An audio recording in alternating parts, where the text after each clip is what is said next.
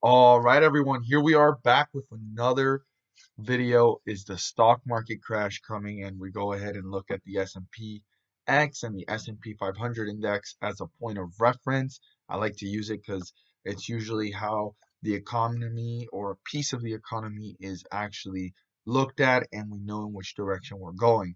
Now, this was actually requested by many of my subscribers and viewers, and I apologize. I know you guys might have want to watch this sooner, but sometimes it's a little bit hard for me to fit it into my schedule with all the chart analysis. So just bear with me if I take till Saturday and Sundays, but trust me, I do this as a weekly series that I don't want you guys to miss out on this info.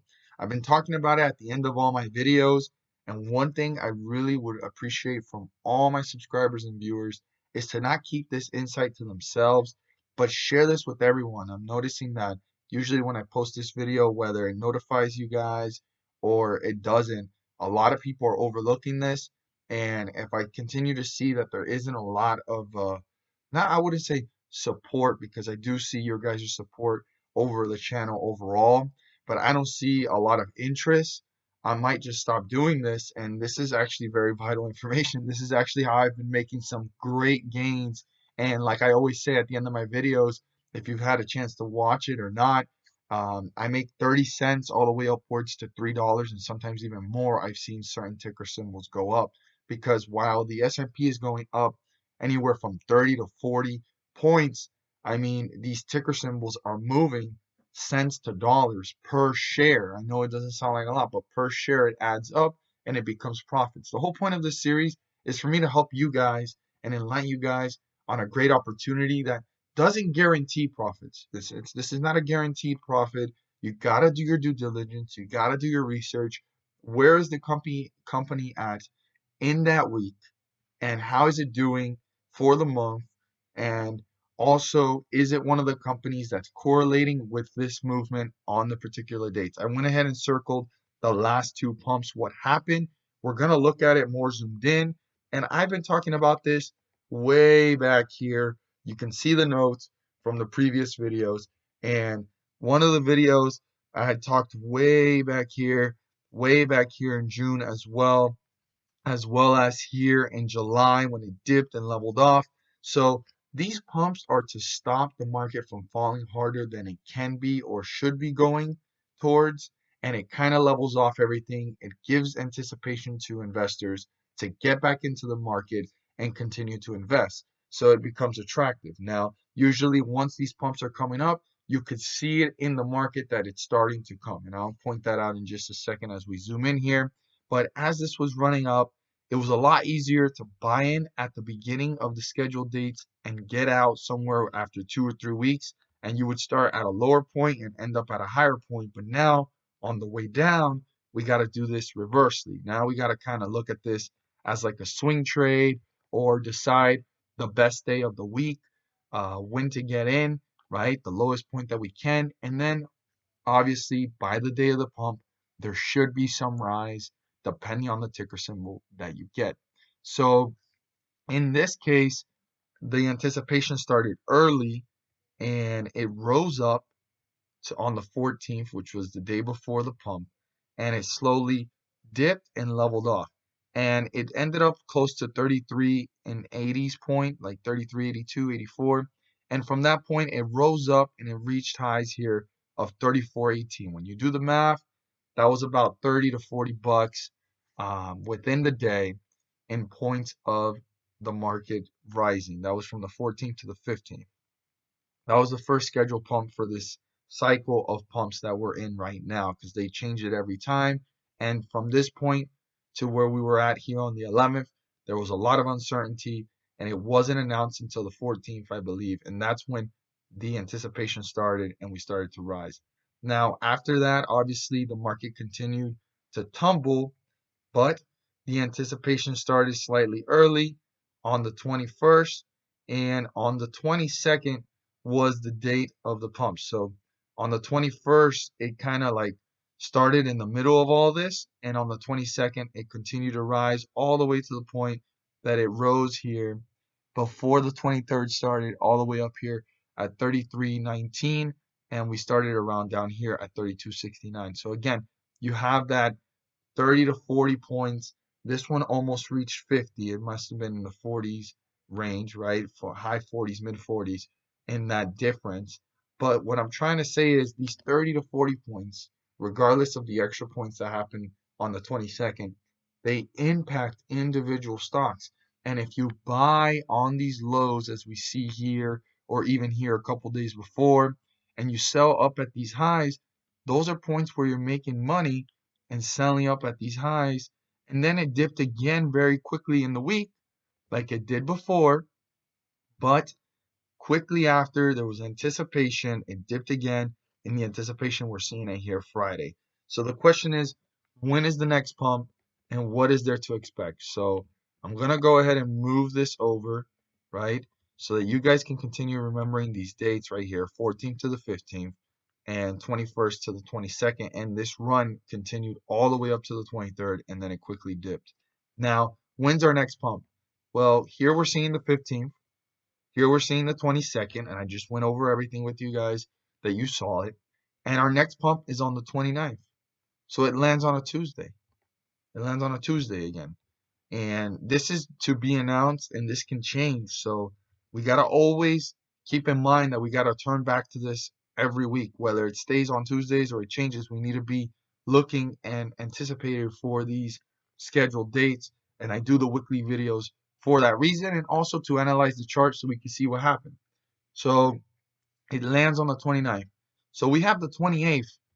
The 25th was a bullish run, and we have the 28th now as uncertainty. So I'm going to remove this now, and here we are with the 25th bullish run, and the 28th is the anticipation. So there's two ways this can go. This can actually dip and level off, and on Tuesday, as I always state, it can level off and kind of rebound, and if it dips, buying anywhere at these points, right? Or on the way down anywhere here. When it comes back up, you will have to decide as an investor if that's the great point to sell or you want to wait till the next day, because we clearly saw that here it rose up, it slightly dipped, and then it reached newer highs here. It moved actually from 34.19 all the way up to 34.29. It went up by almost another 10 points. Same thing here. The 22nd ended around here, and then on the 23rd, it started the day a little bit higher. So it's always moving up by another 10 to 20 points the next day. And that's a decision as an investor to hold through. But anyways, back to this. If it slowly dips, obviously knowing when to have gone in, or even have gone in here or gone in here around this run, and it dips, obviously you might kind of be at a break-even point, and on Tuesday, the rise should level this off or bring it slightly above it.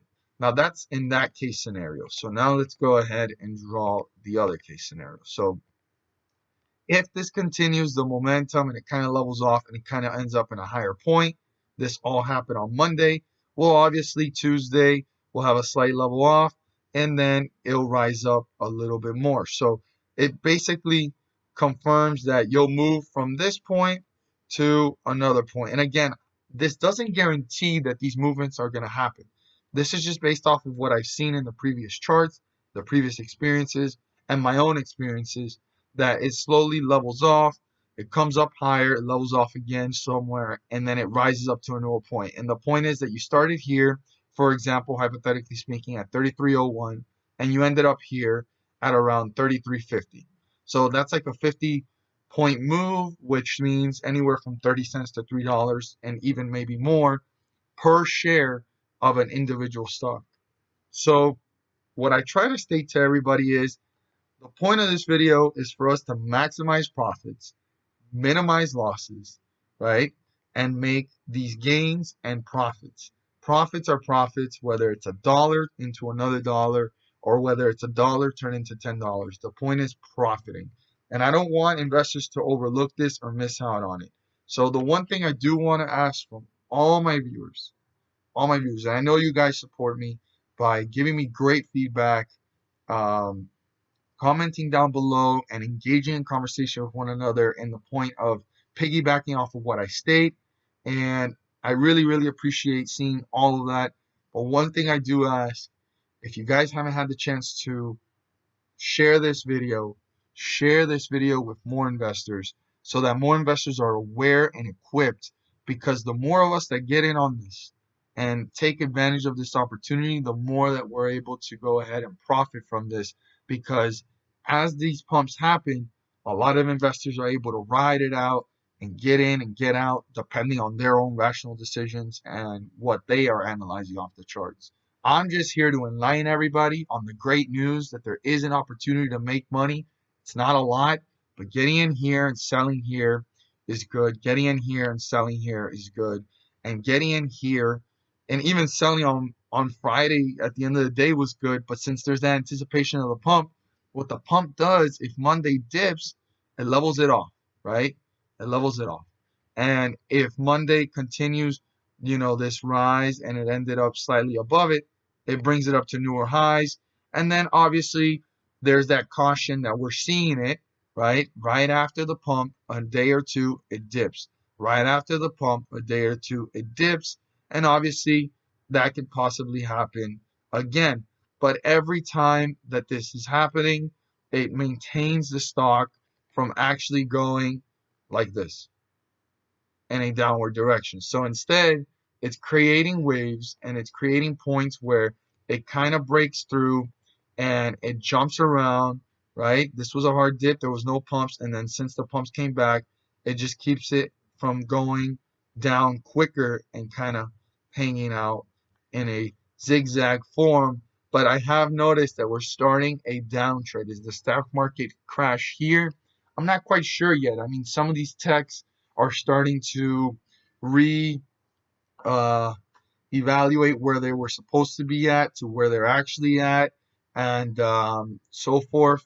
And then maybe a lot of investors are actually deciding to profit take since elections are coming up and there's uncertainty. So some people want to have some liquid cash or liquidity in their investment account so that they can move away, around, quickly where they want to go and have some more liquid amounts of their earnings and profits within the last couple of months.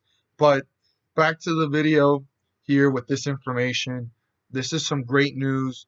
We're gonna see what happens on Monday, whether this continues to work its way up and then it's gonna move its way back up, or if it dips and levels off and then it kind of just does that leveling off effect, stopping it from going lower and leveling off before it hits newer lows. But we clearly see it here that on the day to the pump, it moves anywhere from 30 points all the way up to 50, 40 points per day. And again, that's the S&P 500 index moving at those points. And per share, it could be anywhere from 30 cents upwards to $3 to be realistic and not to be too optimistic. But there are stocks, individual stocks. If you find them and do your research and due diligence, there are some that go above $3 per share. Check it out. Do your due diligence, do your research. Again, put the individual stock alongside with the S&P 500. See how it's reacting and if it's doing these similar patterns that the S&P 500 is doing on these specific dates. And if you don't feel ready, because I'm not here to tell you guys to buy, sell, or hold, I'm just here to enlighten you guys, as I always state, to maximize profits and minimize losses. So if you don't feel ready, just sit on the sidelines and see for yourself how the S&P 500 reacts, and then grab a ticker symbol, an individual one that you feel like looking at, or that you've looked and it did similar reactions to these on these specific dates from the 14th to the 15th and from the 21st to the 22nd all the way up to the 23rd, and then see for yourself what goes on. And then once you've done your research, due diligence, and you feel confident to rationalize between making the decision of getting in or continuing to watch, well, at least you know the information now and you're enlightened. And if you're a new viewer and first time viewer and feel encouraged to subscribe, please do so. Don't forget to click on the bell by turning on all notifications so that you don't miss a single video. This is a weekly series that I do. And from all my subscribers, investors, viewers, please share this with as many community and investors that you know so that they can go ahead and take advantage of an opportunity where we can still make money while the market is falling. This is not something that is always going on, and the Federal Reserve has given us the opportunity to have these scheduled dates, because once these scheduled dates are not no longer being publicly shown, that means that this whole pumping of the repurchase agreements operations will come to an end, and now the stock market is on its own. So while we can profit, why not? Let's take advantage of the opportunity and as investors make our own rational decisions, right? Based off of what we see in the charts. As always, try to buy low and sell high. And I hope this information was great for all of you guys coming across this, whether you've already have or it's your first time. And thank you guys so much for watching, and let's make some money.